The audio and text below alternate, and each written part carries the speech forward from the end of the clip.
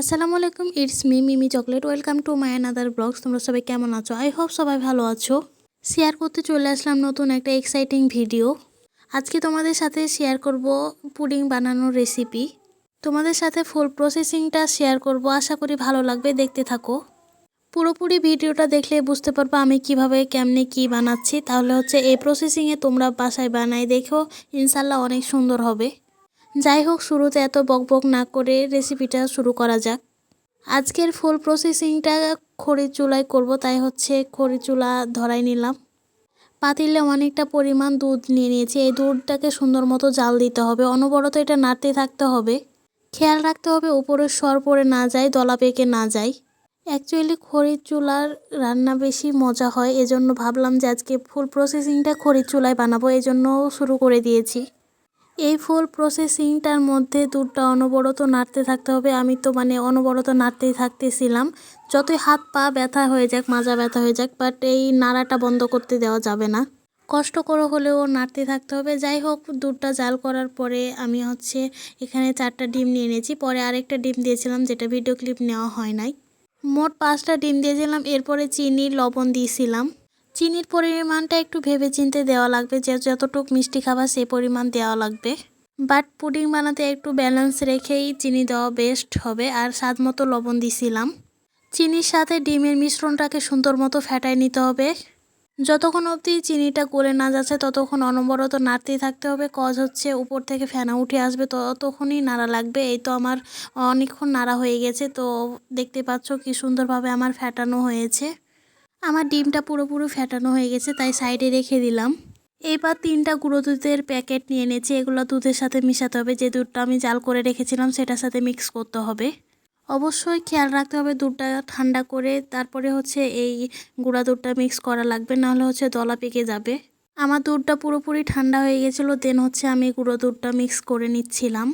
গাভীর দুধটা এমনভাবে জাল করতে হবে যাতে দুধ একদম প্রসেসিংটা অর্ধেক হয়ে যায়। আমার ভিডিও পুরোটাই দেখলে সম্পূর্ণ বুঝতে পারবা কিভাবে আমি কি করেছি। গাভীর দুধটা একদম জাল করে অর্ধেক করে নিয়েছিলাম। দেন সেটাকেও ঠান্ডা করে গুঁড়া দুধ মিক্স করেছি। এরপরে ডিমের মিশ্রণটা মিক্স করেছি। দেন সেটাকে মিক্স করে সাইডে রেখে এখন ক্যারামেলটা তৈরি করে নিব। যে পাত্রে আমি পুডিংটা সেট করব সেই পাত্রে আমি ক্যারামেল তৈরি করে নিয়েছি। একটা সসপ্যানে করতে দেবো, আরেকটা টিফিন বক্সে। আমার ক্যারামেলটা তো একদম সুন্দর মতো সেট হয়ে গেছিলো। দেন আমি সেই মিশ্রণটা দিয়ে দিলাম দুধের বাটিতে। ক্যারামেল সেট হওয়ার পরে দুধের মিশ্রণটা দেওয়া লাগবে, তার আগে দিলে কিন্তু হবে না। আমি একদম সেট হওয়ার পরে মিশ্রণটা ঢেলে দিয়েছিলাম। এরপরে একটা নেটে সেট করে দিয়েছিলাম। তোমরা তো পুরোটাই দেখতে পাচ্ছ আমি কিভাবে কি করেছি। দেন আমি একটা কড়াইয়ে পানি গরম করে নিয়েছি, এর ভিতরেই দিয়ে দিয়েছিলাম বানাতে। অনেকক্ষণ জাল করার পরে দেখলাম একটা পুডিং সেট হয়ে গেছে, বাট আরেকটা হয় নাই, ওটা আবার দিব। অনেক সুন্দর মতো এই পুডিংটা সেট হয়েছিল। দেন আমি সাইড থেকে কেটে নিচ্ছিলাম।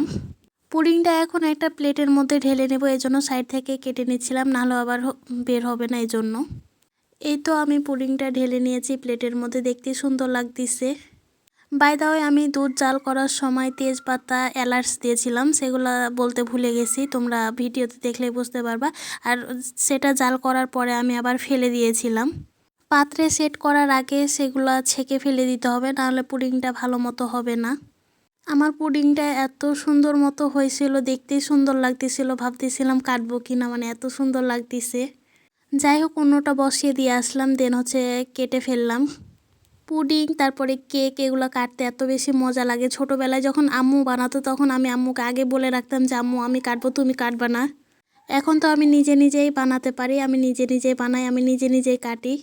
পুডিং আমার এতটাই বেশি পছন্দ, যখনই আমার খাওয়ার ইচ্ছা হয় তখনই আমি খাই।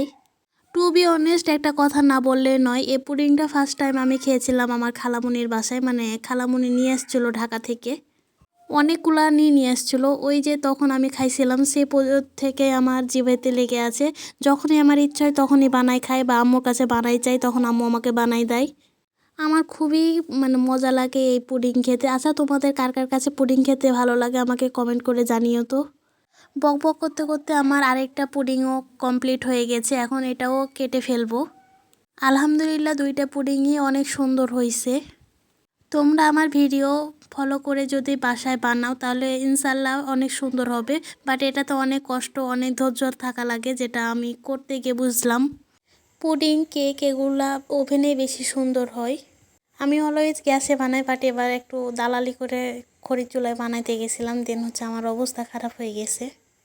অনেক বেশি সময় লেগেছে, বাট আমার কষ্টটা সার্থক, যে অনেক সুন্দর হয়েছিল পুডিংটা, আর খেতেও অনেক বেশি মজা হয়েছিল। সব কিছুর পরিমাণ ঠিকঠাক ছিল। তোমরাও চাইলে বাসায় বানাতে পারো আমার ভিডিও ফলো করে। তোমাদের সাথে এই ছোট্ট ভিডিওটা শেয়ার করলাম, কেমন লেগেছে জানিও। পুডিংয়ের রেসিপিটাও কেমন লেগেছে সেটাও জানিও। ভালো লেগে থাকলে আমার ফেসবুক পেজটা বেশি বেশি লাইক, ফলো, শেয়ার করে দিও। ইউটিউব চ্যানেলটা সাবস্ক্রাইব করে দিও। এমন সুন্দর রেসিপি পেতে বেশি বেশি সাপোর্ট করো, পাশে থেকো। আমাদের সকলের জন্য দোয়া রাখো। তোমাদের সকলের জন্য ভালোবাসা ও দোয়া সবসময় রয়েছে। দেখা হয়ে যাবে নেক্সট কোনো এক্সাইটিং ভিডিওর সাথে। সে পর্যন্ত সবাই ভালো থেকো, সুস্থ থেকো। আজকে এই পর্যন্ত বিদায় নিচ্ছি। Thanks for watching. আল্লাহ হাফেজ।